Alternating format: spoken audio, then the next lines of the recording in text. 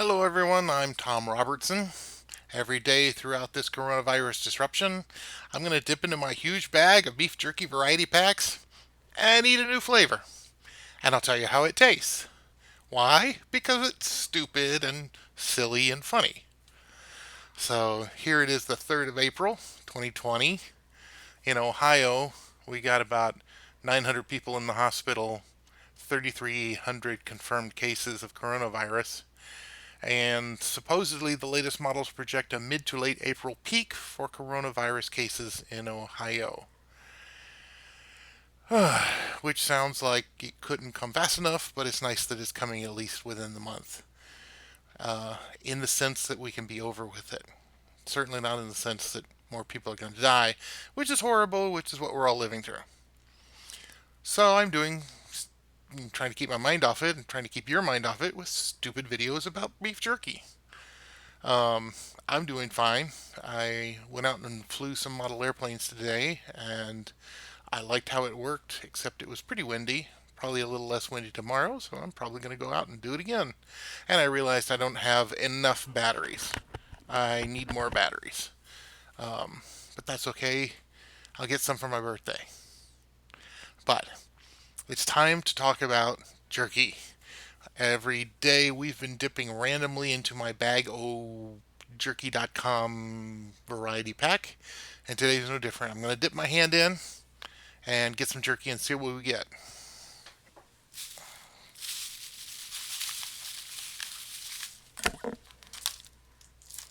Here we go.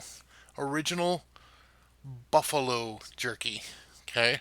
So we've already had elk jerky and wild boar jerky, and neither of them broke the mold. Neither of them went too far afield.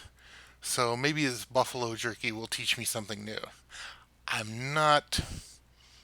Uh, I believe it when I see it. I believe it when I taste it. Let's find out together. Original buffalo jerky from jerky.com. Let's see here. My pack smells like most of the other beef jerky this place has been selling me. Get a piece of it here. Nice piece of beef jerky. Hmm. Hmm. Hmm.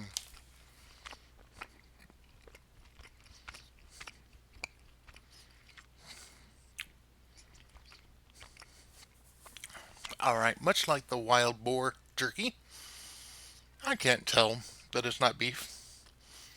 It certainly tastes like beef jerky to me. This is exactly what I imagined. Um, Whatever it says on the package, the truth is it's all just its standard original jerky. Um, but that's okay. We're going to get to the bold and the hot sooner or later. I mean, there's only so many packs of jerky in the bag here, and we've already burned through several of them. Um, I don't have any direct replies to yesterday's video from Facebook or from YouTube, and I do appreciate it when I get them. Um, so I wanted to talk about a little more gaming subject matter, game development, and game history, because I'm down for that, and other people like Darren Bright have suggested that I could, that they like hearing about it. Um, and what I'd like to talk to now is the revolution in video game RPGs that came in the 90s. A lot of revolutions happened. Remember, Diablo came out in the 90s. Um, there were a lot of amazing things that came out in the 90s, but in the 90s and associated with Diablo, we got this situation where previous to a point, uh, computer RPGs had followed the Dungeons and Dragons model, and the Dungeons and Dragons model had a very key point, which was statistics for your character. You had 6 stats, and each one was a different, like strength and intelligence and dexterity and wisdom and luck and that kind of thing. And that was enormously um, impactful to game design ever since. It really hadn't stopped. But in the 90s, some game designers started speaking up and saying, why do we need a 15 intelligence in order to cast a fireball? Isn't isn't the 15 intelligence just kind of a gateway and the fireball is of value anyway? So why don't we just give the character the fireball and not worry about whether it's 15 or not? In fact, instead of designing or defining an RPG character by its statistics, why don't we just define it by its skills? It's the things it can do, the individual packets of action functionality that the individual character can do. Um, and it was quite a sea change of thought. There was, I mean, again, everybody was stuck in Dungeons and Dragons mode. Got to have 15 intelligence to do that. Um, so the idea that no, you not only can you get the fireball as long as your character's leveled up to level 3, but it's possible that you could follow in a personal level the kind of tech tree style that was initially amazing in the old Civilization games, where at level 3 you now had a choice between Ice Blast and Fireball. Choose one, and that would help define your character. So that was a real cutting edge thing. And now, of course, especially when it comes to MMOs, you're not stat bound anymore. You're skill tree bound, and skill trees became a big thing.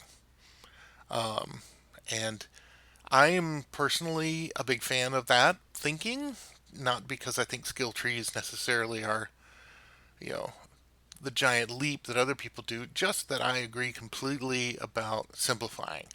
If you've got four statistics on your character, and you need to understand them all in order to cast a fireball, can't we just have one statistic to cast a fireball? Or no, just, can't we just have a fireball? I've been a fan for a long time of not over complexifying things. Um, there's plenty of time to complexify things in the later stages of development of a project.